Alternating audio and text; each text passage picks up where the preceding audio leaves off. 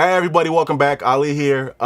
Today I'm going to show you all how I use the UAD SSL channel strip on lead vocals. It's a plugin I use frequently to emulate this beautiful big SSL board when I'm not inside a major studio. So this is a record by Malik Moses, artist from Baltimore. I'm going to scan through his lead vocal to kind of listen to it and find a vibe for what we're looking for.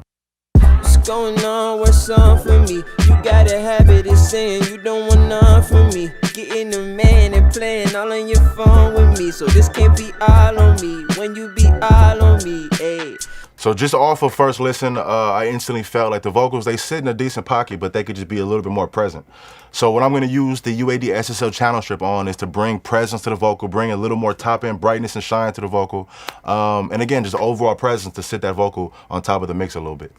Too old for the games, but you steady play. Figured that a nigga won't skate with no ice on bezel Facebook. So as you all can see, we boosted around a half dB at around 8K, and we activated the bell to kind of give that top end a little more shine, a little more brightness. We didn't do much. We left the high mids alone.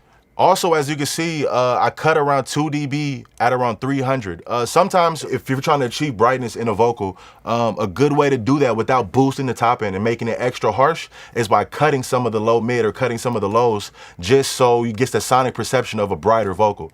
You know, naturally when you take lows out of something, it's going to accentuate the top end or whatever is the brighter section. So we did that there. And, you know, obviously I felt that it was a little bit too much. So we went back on the lows and we added about a dB at around 320. So after I felt like I had processed the vocal in a nice way using the channel strip, I would then, decide if I wanted to add some compression or not. I talk about compression all the time, saying, only add it when necessary. It's easy to ruin a vocal mix by over compressing something and you lose all your transients. You just kind of distort it. So, the good thing about this plugin is you have the control to insert the compressor directly on the plugin right here after you've done your EQ processing.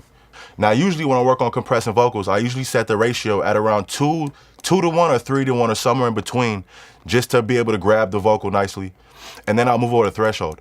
The threshold, I will kind of just get all the way up to -20 to see the floor kind of be compressed in the middle so I can find that nice balance in the compressor that I'm looking for. Getting the man and playing all on your phone with me. So this can't be all on me when you be all on me, ayy. Too old for the games, but you steady play. Figured that a nigga won't skate with no ice on bezel Facebook. So after I felt like I have a nice setting on the threshold, I will go down to the release knob and I will start, scanning the release knob to find a nice setting for the release. What's going on? What's on for me? You got a habit of saying you don't want none from me. Getting the man and playing all on your phone with me. So this can't be all on me when you be all on me, ayy. Too old for the games, but you steady play. Figured that a nigga won't skate with no ice on bezel Facebook. So that is how I use the UAD SSL channel strip. There's so many different ways to really use and utilize this tool. I suggest if you're not comfortable or familiar with it just yet, open it up. Start turning on the inserts for EQs and inserts for compressors and just start turning the knobs, Start understanding what the knobs do and how they can work inside your mix. And before you know it, this will be a weapon for you like it is for me.